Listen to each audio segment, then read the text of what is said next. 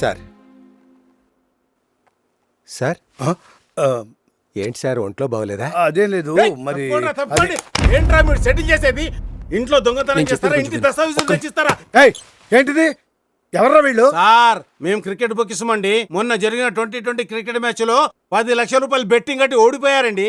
ఆ డబ్బు అడుగుతుంటే మా ఇద్దరిని వాళ్ళ చుట్టూగా తిప్పుకుంటూ పరేషాని చేస్తున్నాం. ఏంట్రా అతను చెప్పేది? మాకు వసూలు చేసుకోవడం చేతకాక సార్, ఆఫీస్ దాకా వచ్చిన వాళ్ళం ఇంటికి కూడా వచ్చి వసూలు చేసుకోగలం. దానికి ముందు పెద్దలు మీరు ఒకసారి చెప్పిపోదామని వచ్చాం. ప్లీజ్ ప్లీజ్ సుబ్రహ్మణ్యం గారు, సార్ వాళ్ళకి సెటిల్ చేసి పంపించేయండి. అలాగే సార్, పదండి. వస్తాం సార్.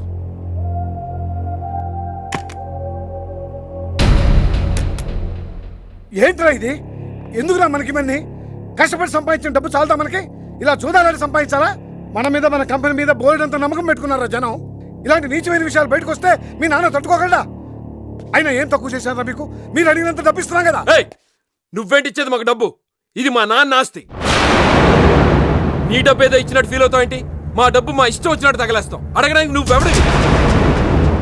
మా పిల్లలకి కట్రాయలు కొనాలన్నా, మా పిల్లలకి పట్టు చీరలు కొనాలన్నా అన్నిటికీ నిన్నే డబ్బులు అడగాలి. నీ పెళ్ళం చచ్చిందని నిన్ను నీ కొడుకుని తీసుకొచ్చి మా నెత్తిన పడేశాడు మా బాబు. రేయ్, ఈ కంపెనీలో అందరిలాగే నువ్వు పనోడివి. వాళ్ళకి జీతాలు ఇస్తున్నావు, నీకు రెస్పెక్ట్ ఇస్తున్నావు. పనోడివి పనోళ్ళగా పడుండు. ఇంకొకసారి మా జోలికి వచ్చావు అదరా.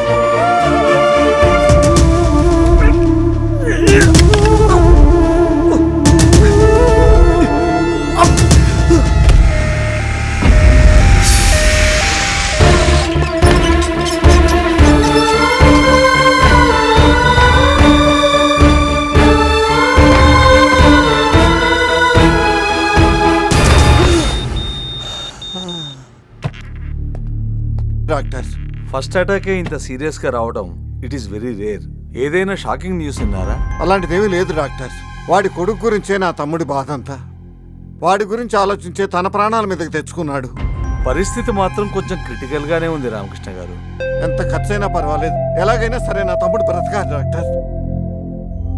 తప్పకుండా మా ప్రయత్నం మేము చేస్తాం సార్.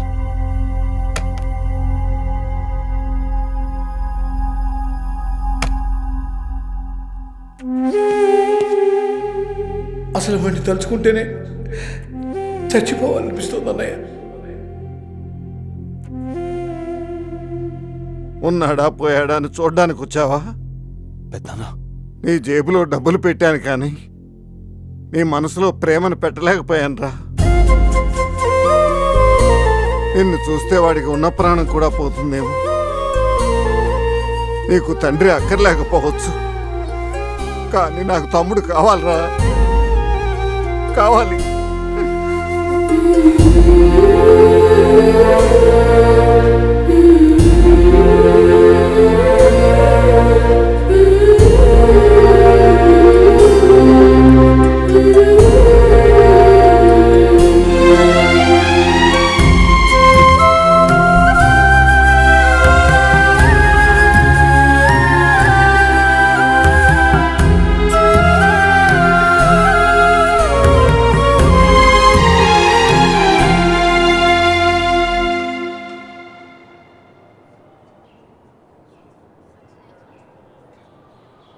ఏంటి చంటి ఇక్కడ కూర్చున్నావు? నాన్నని అలా చూడలేక.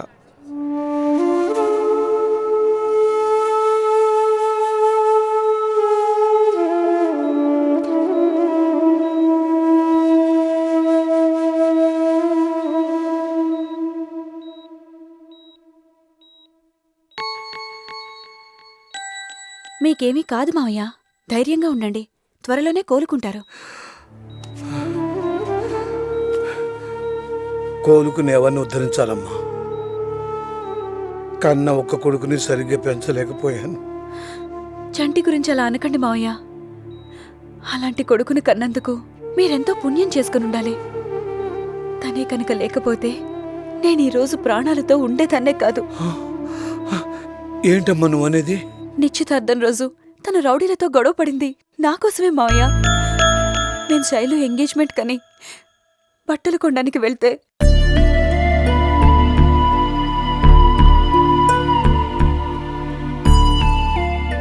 మీరు తనను అపార్థం చేసుకుని అవమానించిన చంటి తలంచుకుని ఇంట్లోంచి వెళ్ళిపోయింది ఈ నిజాన్ని దాచటానికే మావయ్య. మీరు చంటి గురించి సంతోషపడాలే కానీ బాధపడకూడదు. వాడిని వెంటనే చూడాలనుందమ్మా.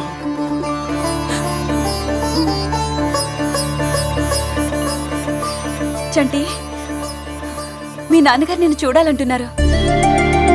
నిజమా? నిన్ను వెంటనే రమ్మంటున్నారు. తొందరగా వెళ్ళు.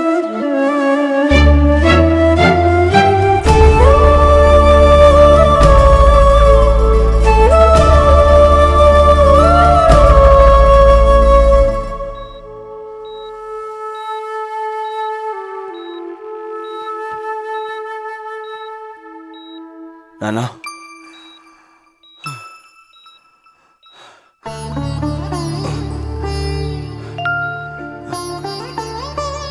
కూర్చో.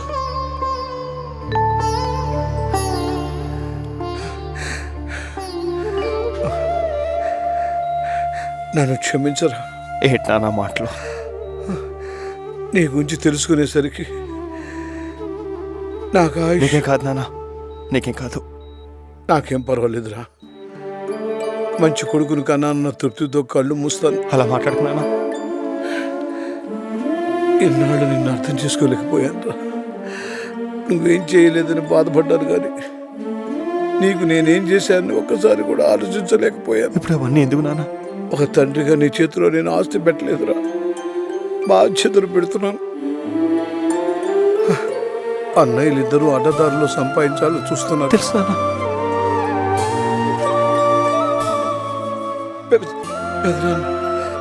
పెదనాన్ని జాగ్రత్తగా చూసుకుంటాను నానా. డాక్టర్! నానా!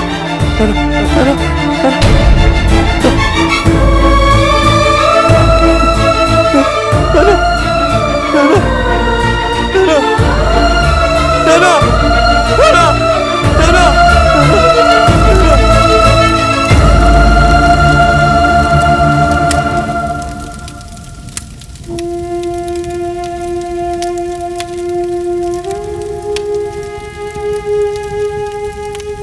అయ్యా మన చంటి బాబు.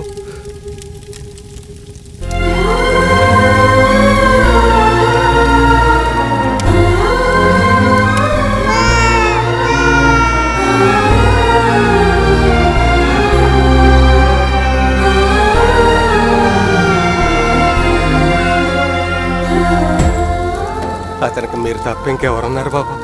ఆ బంధాలన్నీ నా తమ్ముడితోనే బూడిదైపోయాయి. వాడే లేనప్పుడు నాకు ఇంకెవరూ అక్కర్లేదు.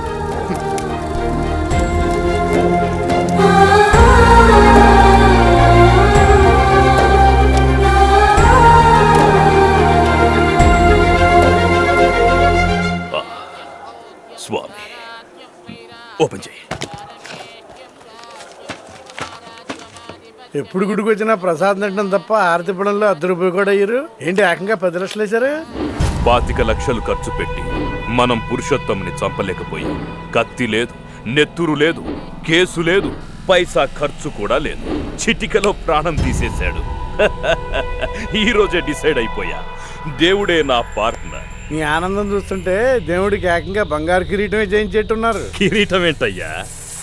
వాడి ఫ్యామిలీ నాశనం అవ్వాలే గాని గుడే కట్టిస్తా.